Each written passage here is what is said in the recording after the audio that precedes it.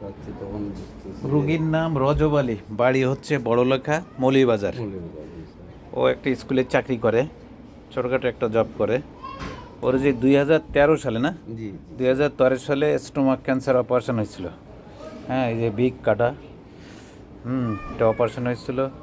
অপারেশনের পর কেমোথেরাপি দেওয়া হয়েছিল। কেমোথেরাপি হয়েছিল 2013, তার মানে এখান থেকে 12 বছর আগে। হ্যাঁ, আলহামদুলিল্লাহ ভালো ছিল। এখন আসছে ফলো আপে, মাঝে মাঝে একটু অসুবিধা হয়। ক্যান্সার রোগীদের ফলো আপটা খুব গুরুত্বপূর্ণ। ক্লিনিক্যালি কিন্তু ওরকম ধরনের খারাপ কিছু পাচ্ছি না, আলহামদুলিল্লাহ। এখন কি অসুবিধা হয়? অসুবিধা স্যার, আজকে কয়েকদিন থেকে আমার একটু ব্যথা লাগে। আচ্ছা। ব্যথা করে ভিতরে। আচ্ছা, দিনের বেলা কম করে, কিন্তু রাত্রে একটু বেশি করে রাত্রে স্যার। বেশি লাগে। জি, স্যার। আর খারাপ শরীর একটু স্বাস্থ্য তো ঠিক আছে মোটো? এগুলা সব খাওয়া দাওয়া সব ঠিক আছে। পায়খানা? পায়খানা ঠিক আছে স্যার। পায়খানাও ঠিক আছে। জি, স্যার। এখন যে ক্যান্সার রোগীদের, ও আসলো কতদিন পরে? আসলাম তো প্রায় 1.5 বছর। 1.5 বছর পরে আসলো। 1.5 বছর। হ্যাঁ, এই মাঝে